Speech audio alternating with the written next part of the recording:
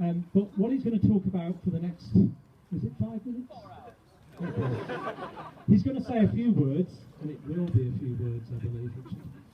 He's going to say a few words about the pie that you're about to have, because it's a real tradition in the department that we have our opening events.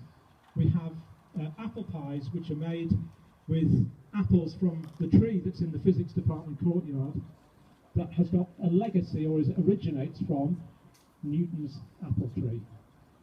I don't really know all the details, even though I've listened to Richard tell me all the details lots of times, but he's going to tell you now, and hopefully let you know exactly what the origins of the Newton apple tree that we have in the department. Richard. Thank you, Kieran. Now, I have given this talk probably about 20 times, and in order to stop people just simply saying, but you missed that bit out, and you need to say that, all these things. But the first thing I'll tell you is that we have got part of the apple tree from which Newton saw the apple fall in the summer of 1665, and it grows in the courtyard. It's the BC wing courtyard, and it's been there since 1977, and we've been eating apple pies from it for about the last 20-something years. And from the point of view of our undergraduates, this is probably the 16th year you've had apple pie from it. Now, in order, I want to tell you something. I thought I would rearrange this material in a completely different way. So, I want to tell you about an event which occurred in York on June the 6th, 1635. What the hell? Anyway, a very, very important event occurred here. And it occurred near Clifford's Tower in the middle of York. Do you know Clifford's Tower? Has anybody seen Clifford's Tower? It's a castle in the middle of York. Well, a man called Richard Norwood, who's got nothing to do with Newton directly, took a measurement on midday in June the 6th, 1635, of the height of the sun. Now that means it was the angle of the sun with respect to the vertical, local vertical. And he found out what that number was. And that led to the first accurate measurement of the size of the Earth. And that was a terribly important measurement because before that measurement, people thought that the Earth was about 15% smaller than in fact it was. And what was happening was with a thing called dead reckoning, ships used to run into things. And there's a very famous incident of a man called Sir Cloudesley Shovel, who managed to run 4 ships of the line into the Scilly Isles and wreck the damn things.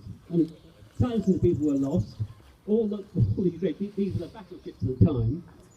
And fortunately for Cloudesley Shovel, he survived for long enough for somebody to find him on the beach, and he was wearing a very, very expensive ring.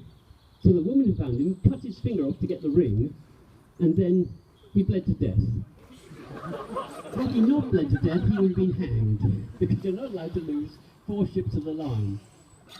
And the crazy thing was that one of the officers on one of these ships knew that they were going to run into the Scilly Isles, and he'd been keeping a log himself. And the problem was that in the Navy it was illegal to keep a log, a private log, and so he was hanged from the yard arm about 2 hours before the ships hit the Scilly Isles. Now that's because one of the reasons was people didn't know how big the Earth was, and this bloke, Richard Norwood, made this measurement in York on June the 6th, 1635, and he had made a similar measurement at the Tower of London 2 years earlier, and he surveyed the road between London and York with a 22-foot chain, the thing you measure cricket pitches with.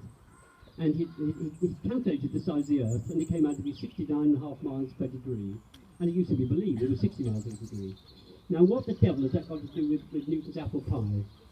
It turns out it's got a hell of a lot to do with it, but I won't go down that road.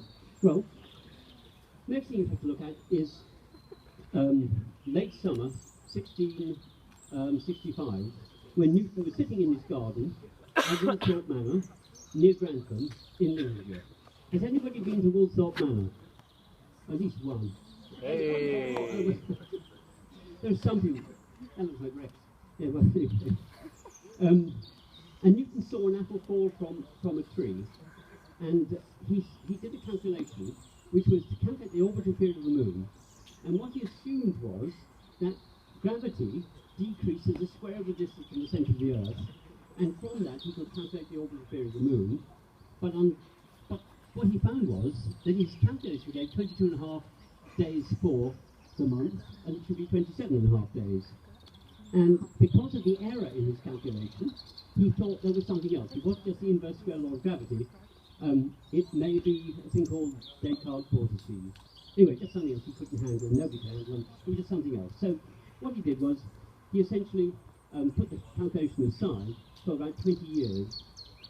Anyway, so that was it. So he got it wrong and left it alone. Well, the next thing of any great importance that happened was that in 1943, now we're getting slightly nearer the place when you were born. In 1943, botanists from Kew Gardens in London was sent up to Isaac Newton's house